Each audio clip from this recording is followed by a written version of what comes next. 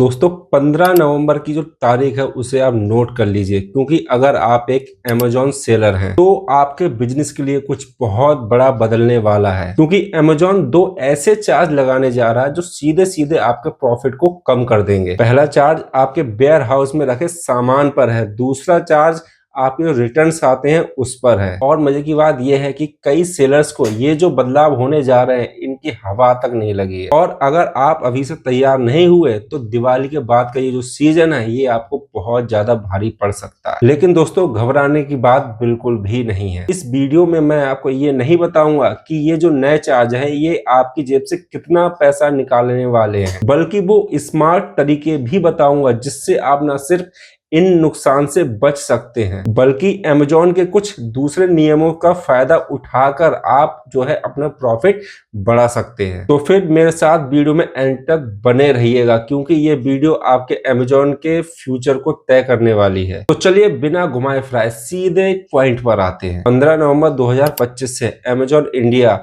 अपने seller fees structure में कई सारे बदलाव करने जा रहा है, और इनमें से दो बदलाव ऐसे हैं जो हर अमेजॉन सेलर्स पर असर डालेंगे। चाहे आप कुछ भी बेचते हो, सीधा मतलब है कि आपकी जेब पर जो है बोझ बढ़ने वाला है। पहला झटका है FBA की स्टोरेज बढ़ोतरी। जो भी सेलर FBA यानी फुलफिलमेंट बाय अमेजॉन यूज करते हैं वो जानते हैं कि हमें अमेजॉन के वेयरहाउस में अपना माल रखने का एक मंथली किराया देना पड़ता है, जिसे स्टोरेज फीस कहा जाता है। अभी तक ये जो फीस थी ये 45 रुपए प्रति क्यूबिक फीट हर महीने की थी, लेकिन 15 नवंबर 2025 से अमेजॉन इसे 11% से ज्यादा बढ़ाकर 50 रुपए प्रति क्यूबिक फुट करने जा रहा है। अब आप सोचेंगे भला 5 रुपए प्रति क्यूबिक फीट से आके फर्क ही क्या पड़ता है। दोस्तों सुनने में तो ये जो रकम है ये बहुत छोटी लगती है, लेकिन इसका जो असर है ये बहुत बड़ा है, खासकर उन सेलर्स के लिए जिनके पास बहुत ज्यादा इन्वेंट्री है या जिनके जो प्रोडक्ट हैं वो धीरे धीरे बिकते हैं। हम आगे वीडियो में पूरा हिसाब लगाकर देखेंगे कि ये जो छोटा सा बदलाव है ये कैसे आपके प्रॉफिट को खा सकता है। दोस्तों मैं आपको बता दूं अमेजॉन ने 2023 के बाद पहली बार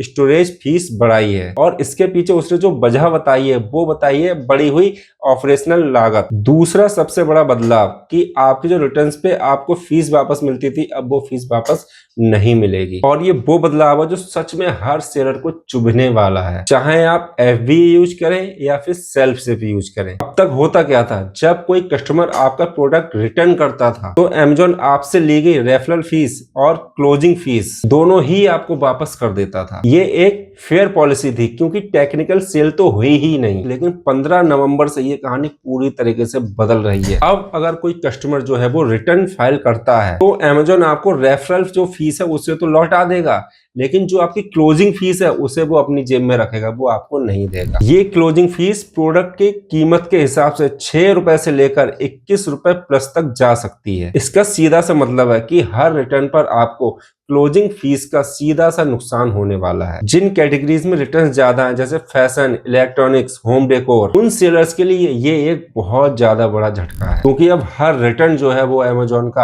आपकी जेब से पैसे निकाल कर ले जाएगा। तो ये है वो दो सबसे बड़े बदलाव जो 15 नवंबर 2025 से सीधे आपकी पॉकेट पर हमला करने वाले हैं। बढ़े हुए स्टोरेज फीस और आपकी जो क्लोजिंग है वो आपको वापस ना मिलना। दोस्तों सिर्फ नियमों को जानना काफी नहीं है, असली सवाल तो ये है कि इससे आपकी जेब पर, आपके असली प्रॉफिट और लॉस पर असल में कितना असर पड़ेगा। दोस्तों चलिए एक आसान से उदाहरण से इसका पूरा गणित समझते हैं। मान लीजिए कि आप अमेजॉन पर एक टी शर्ट बेचते हैं जिसका जो सेलिंग प्राइस है वो 499 रुपए है। प्रोडक्ट का साइज हम मान लेते हैं छोटा, जो है 0.1 क्यूबिक फुट की जगह घेरता है। इसकी जो क्लोजिंग फीस लगेगी वो 301 रुपए से लेकर 500 के स्लैब में आएगी, जो मान लेते हैं हम 11 रुपए। अब दोस्तों इन दो नए नियमों का असर देखते हैं, इस पे क्या पड़ेगा। मान लीजिए कि आप इस टी शर्ट के 500 पीस FBA वेयर हाउस में रखते हैं। पुरानी स्टोरेज फीस जो 14 नवंबर तक लागू है, एक टी शर्ट का चार्ज 0.1 क्यूबिक फुट। अब इसे इंटू करते हैं 45 से, तो हमारा बेटा 4.5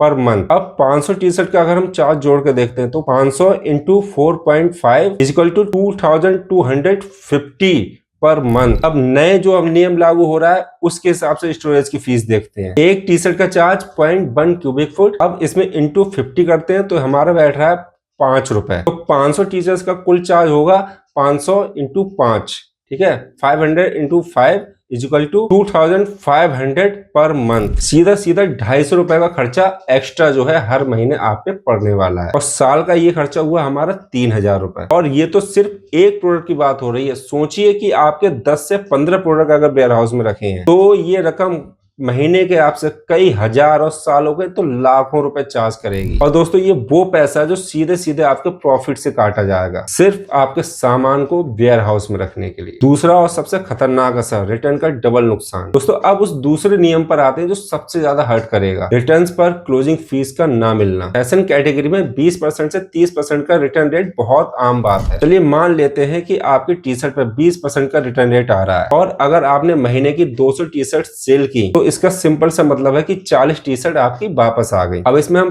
कैलकुलेट करेंगे पुरानी पॉलिसी के हिसाब से, नई पॉलिसी के हिसाब से। पुरानी पॉलिसी 14 नवंबर तक जब 40 रुपए की टी शर्ट वापस आती थी तो अमेजॉन आपको हर रिटर्न पर 11 रुपए क्लोजिंग फीस देता था, यानी आपको क्लोजिंग फीस के मामले में किसी भी प्रकार का कोई नुकसान नहीं होता था। अब नई पॉलिसी के हिसाब से देखें जो 15 नवंबर से लागू हो रही है, जब 40 टी शर्ट अब वापस आएंगे तो अमेजॉन हर टी शर्ट पर 11 रुपए अपने पास रखेगा, आपको नहीं देगा। आपका सीधा सा नुकसान 40 इंटू 11 इक्वल टू 440 रुपए पर मंथ आपको यहाँ पर नुकसान हो रहा है, सिर्फ 40 रिटर्न वापस आने पे। और ये 40 तो रहेंगे भी नहीं, घटेंगे भी, बढ़ेंगे भी। और दोस्तों ये 440 का वो नुकसान है जो आपको पहले कभी नहीं होता था। ये आपके प्रॉफिट में एक सीधी कटौती है। साल का ये जो नुकसान है ये 5280 रुपए से कहीं ज्यादा का होता है, वो भी सिर्फ एक प्रोडक्ट से। और सोचिए कि आपका प्रोडक्ट महंगा है और उसकी जो क्लोजिंग फीस है वो 21 रुपए से ज्यादा है, तो ये जो नुकसान है ये कितना बड़ा हो सकता है। अब इन दोनों चीजों को मिला दीजिए, बढ़ी हुई स्टोरेज फीस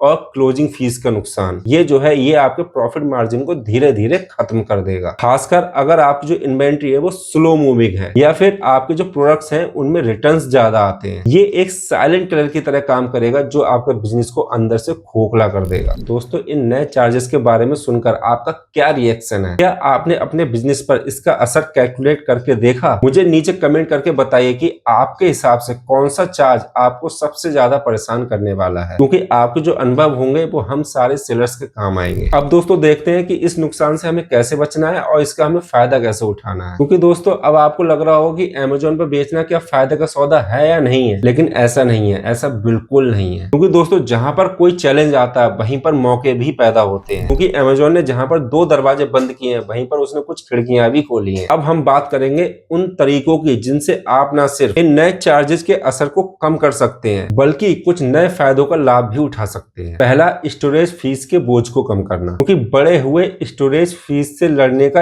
एक ही रास्ता है, अपनी इन्वेंट्री को मैनेज करना, जिसमें आपको आईपीआई पे फोकस करना है। अपने सेलर सेंट्रल में इन्वेंट्री परफॉर्मेंस इंडेक्स IPI, इसके स्कोर को रोज ट्रैक करें, क्योंकि अमेजोन आपको खुद बताता है कि आपका कौन सा स्टॉक जो है वो धीरे चल रहा है। आपको उसी स्टॉक को हटाने के लिए तुरंत एक्शन लेना है। दूसरा, माल को निकालना है या हटाना है। जो माल आपका 60 से 90 दिनों में नहीं बिक रहा है उसे वेयर हाउस में रखकर किराया भरने की गलती बिल्कुल भी नहीं करनी है। अमेजोन के लिक्विडेशन प्रोग्राम का इस्तेमाल करें या फिर रिमूवल ऑर्डर बनाकर माल को वापस मंगा लें, क्योंकि थोड़ी सी फीस देकर माल हटाना हर महीने के चार्ज देने से कहीं ज्यादा अच्छा है। तीसरा, जस्ट इन टाइम इन्वेंट्री अपनाएं। वेयर हाउस को अपना गोदाम मत बनाइए, अपने सेल्स की रफ्तार को समझिए और सिर्फ 30 से 45 दिन का स्टॉक ही FBA में भेजिए। और अगर आपके पास अपना वेयर हाउस और टीम है तो सेलर फ्लेक्स मॉडल जो है आपके लिए एक अच्छा विकल्प हो सकता है। इसमें आपको प्राइस टैग भी मिलता है और जो इन्वेंट्री है वो आपके कंट्रोल में रहती है, जिससे आप अमेजोन की स्टोरेज फीस से पूरी तरीके से